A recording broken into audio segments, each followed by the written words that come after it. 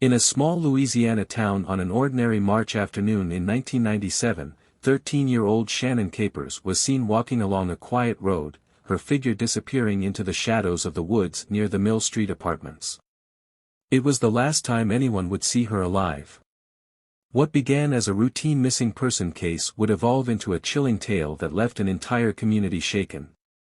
The discovery of Shannon's skeletal remains over 2 years later was only the beginning of a story that would expose a web of silence, manipulation, and a brutal betrayal that cost a young girl her life.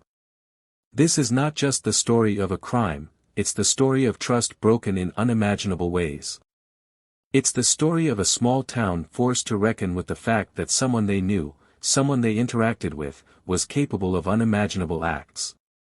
How could a young girl vanish in broad daylight, and how did it take over 2 years for the truth to begin to surface? And perhaps the most unsettling question of all, why did so many pieces of the puzzle remain hidden for so long, even when the answers seemed to be within reach? This is the case of Shannon Capers, a case that raises questions about those who knew, those who whispered, and those who stayed silent. As we peel back the layers, you'll be left wondering, how close is it to being too close when danger wears the mask of familiarity? In the quiet town of Haynesville, Louisiana, life moved at a slower pace. Nestled in the rural heart of the state, it was the kind of place where neighbors exchanged friendly waves, children played in the streets, and everyone assumed they knew one another. But on March 8, 1997, that sense of security was shattered. Shannon Capers, a bright-eyed 13-year-old, disappeared without a trace. She was last seen walking toward the woods near the Mill Street apartments, a path she had taken countless times before. This time, however, she never came back. Maurice Tate, a man whose life intersected with Shannon's in troubling and tragic ways, would eventually emerge at the center of a deeply disturbing investigation. At first glance, Maurice was just another face in the community. But as the case unfolded, the truth about his actions and intentions would expose a horrifying betrayal. Shannon's disappearance wasn't just a loss for her family, it was a devastating blow to a town unprepared for such a tragedy. It was a chilling reminder that even in the most unsuspecting places, safety is never guaranteed. For 2 agonizing years, her family and the community waited for answers, their hope fading as days turned into months. Then, in 1999, an anonymous tip led investigators to a secluded site where Shannon's remains were found. That discovery was the key to unraveling a case that would forever change Haynesville. Shannon Capers' story isn't an isolated one. Crimes against young girls are heartbreakingly common, with thousands of families left to pick up the pieces after their loved ones are stolen away. Her case serves as a haunting example of how trust can be weaponized, how silence can shield the guilty, and how justice can be delayed but not denied.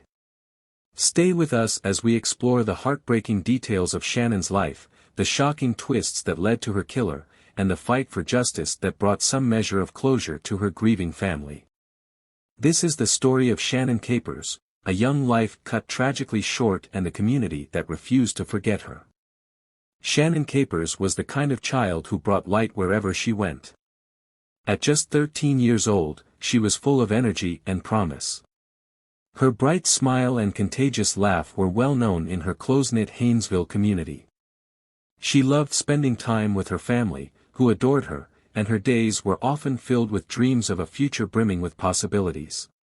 Shannon's aspirations were simple yet meaningful. She wanted to grow up, finish school, and someday make her family proud. Her family was her foundation. Living in a modest but loving home, Shannon's parents worked hard to provide for her and her siblings. They shared family dinners, celebrated milestones together, and supported one another in every way. For the Capers family, Shannon's disappearance wasn't just a loss, it was an unimaginable tragedy that tore apart the fabric of their lives.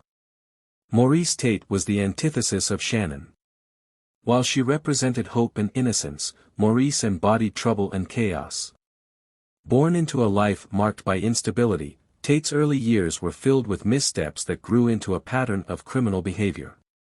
By the time he reached adulthood, he was a familiar face to law enforcement in Haynesville, a known drug dealer with a reputation for manipulation and violence. In the community, whispers of Tate's behavior were common. He had a history of abusive relationships, using fear and control to dominate those closest to him. Women who knew him described him as a man who thrived on intimidation, someone who thought he was untouchable. This dangerous combination of arrogance and violence would ultimately lead to Shannon's death.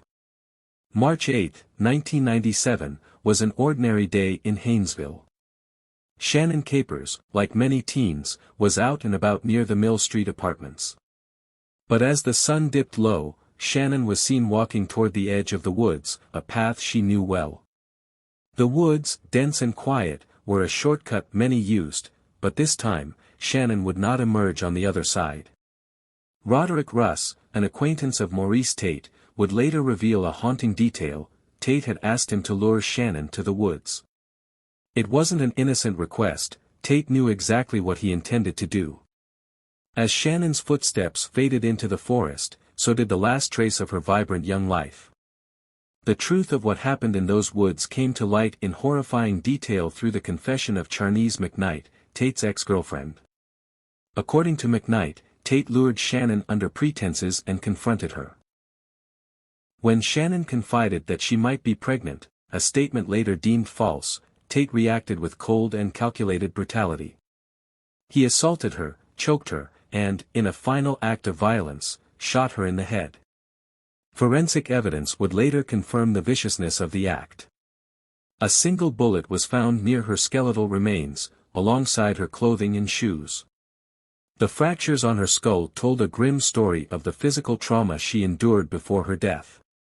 Maurice Tate ensured that Shannon would never leave those woods alive. When Shannon didn't return home that evening, her family knew something was wrong.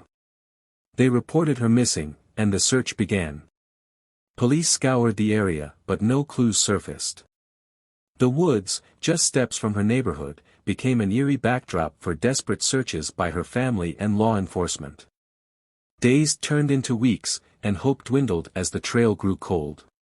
In May 1999, an anonymous caller finally broke the silence. Charnice McKnight, carrying the weight of Tate's confession and her fear, told authorities where to find Shannon's body. Armed with this tip, investigators returned to the woods.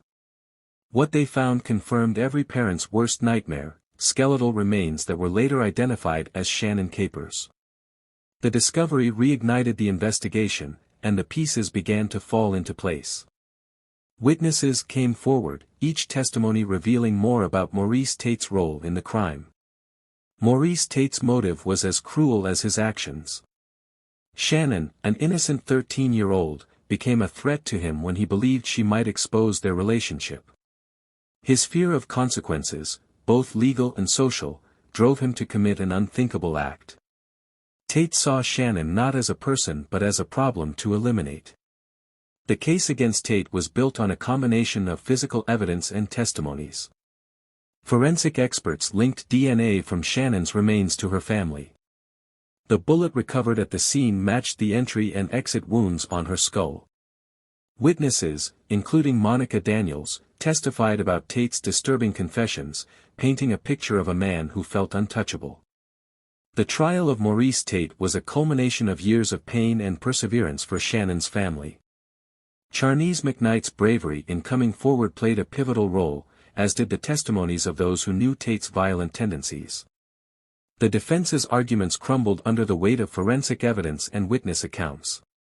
On July 28, 2003, Maurice Tate was sentenced to life without parole. Justice was served, but for Shannon's family, no sentence could ever bring her back. Her case stands as a stark reminder of the devastating consequences of silence and the importance of seeking justice, no matter how much time has passed. As we piece together the events surrounding Shannon Capers' disappearance, one question lingers: why did it take so long for the truth to emerge? For over 2 years, her family waited in agony, holding on to fading hope while the answers they sought were buried in silence. How does a community so small and intertwined fail to see the signs? Or worse, how do people who knew, who heard, choose not to act?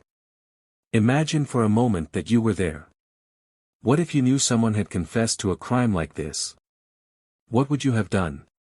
Would you have the courage to speak up, knowing the weight of such a revelation? Or would fear keep you silent, afraid of the consequences for yourself and your family? Charnice McKnight's decision to come forward marked a pivotal moment in this case. For years, she carried the burden of a secret so heavy it had to have haunted her daily. When she finally made that anonymous call in 1999, she didn't just uncover the location of Shannon's remains, she cracked open a case that had been shrouded in silence. What do you think it took for her to pick up the phone? Was it guilt, fear, or the realization that justice had to prevail? And yet, the Charnice weren't the only ones who knew something. Monica Daniels, another acquaintance of Maurice Tate, had heard him speak about Shannon's murder. Others, like Roderick Russ, had been directly involved in luring Shannon to the woods at Tate's command. Why didn't they come forward sooner? Why did it take so long for these pieces to be put together? In the comments below, share your thoughts on Charnice's bravery. Could you have done what she did? Could you have stood up against someone like Maurice Tate, knowing the danger he posed? These questions aren't just about this case, they're about human nature, about the choices we make in moments of fear and uncertainty. As we continue this story, think about how different things might have been if someone had spoken up earlier. Would Shannon still be alive? Would her family have been spared years of pain and unanswered questions? Let us know what you think as we uncover more about this heartbreaking case. Shannon Capers was more than a name on a missing person flyer. She was a 13-year-old girl who loved to laugh, play, and dream. Her family remembers her as a bright and joyful child who brought life into every room she entered. Her mother, often seen holding a fading photograph of her daughter, described Shannon as a light we thought would never go out. She was a daughter, a sister, and a friend who had her whole life ahead of her. Shannon loved school, spent her afternoons playing outside, and had big plans for her future. She wanted to become a teacher one day, a dream tragically cut short. Her family still recalls the warmth of her hugs, the way her laughter filled their home, and the endless questions she would ask about the world. In the days after her disappearance, her mother would sit by the window, hoping to see Shannon come walking down the road. But as the days turned into weeks, that hope was replaced with a gnawing sense of loss that no words could ever describe. What makes this case even more heartbreaking is the betrayal woven into it. This wasn't a crime committed in isolation. Shannon didn't vanish into thin air without witnesses. Some people knew. Roderick Russ admitted that Maurice Tate had confided in him about his plans to lure Shannon to the woods. Monica Daniels later testified that Tate had spoken openly about the crime, boasting that no one could prove his guilt. And Charnice McKnight, who lived under Tate's abusive control, held on to the horrifying truth for over 2 years before finally finding the courage to come forward. How do so many people stay silent while a family is torn apart? How does a community allow the cries for justice to go unanswered for so long? These are the questions that linger, haunting Shannon's family and anyone who hears her story. Each moment of silence, each refusal to speak, prolonged the agony for those who loved Shannon the most. As you hear these details, it's impossible not to think about your own loved ones. Shannon Capers could have been anyone's daughter, sister, or friend. Her story is not just a tragic tale of a life lost, it is a glaring reminder of how important it is to act, to speak out, even when it's difficult or dangerous. Reflect on this: if someone had come forward sooner, could Shannon's life have been saved? Could her family have been spared the years of uncertainty and pain? Shannon's story challenges us to face these questions head-on, reminding us that silence has a cost, and that cost is often too high to bear. Shannon Capers was only a child whose life was cut short by unspeakable violence. Her story is a reminder of the fragility of life and the importance of standing up for what's right. As we close this chapter, let's take a moment to honor her memory. Let's remember Shannon not as a victim but as a vibrant, loving soul who deserved so much more. If her story moved you, drop a purple heart in the comments to show your support and let her family know that her life continues to matter, even now. Stories like Shannon's demand that we reflect on our own choices. Would we have spoken out? Would we have taken action? As you walk away from this story, carry with you the lesson that silence can be deadly, and courage, no matter how delayed, can change everything. If you found this story compelling, please don't forget to like, share, and subscribe to help us reach more people. These stories need to be told, not just for justice but to spark change. Every share, every comment, every subscription ensures that the voices of victims like Shannon Capers are never silenced again. Next week, we'll go deep into the haunting case of a young woman whose disappearance left behind one cryptic clue that baffled investigators for years. Trust me, it's a case you won't want to miss. Hit that notification bell so you're the first to hear the story when it drops. Let's keep Shannon's memory alive and ensure her story isn't forgotten. Thank you for watching. Stay safe, and we'll see you next time.